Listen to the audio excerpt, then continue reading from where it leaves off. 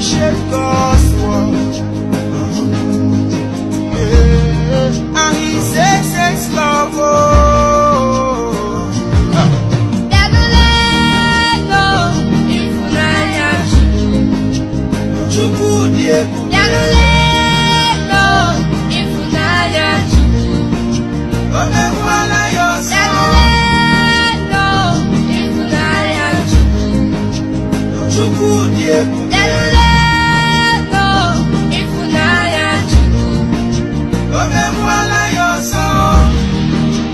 He gives us life,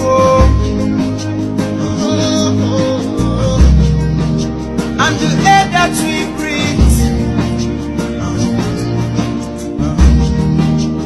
He gives us wealth, wife and lovely children. What manner of love is this? Who spake not His only Son to give us life?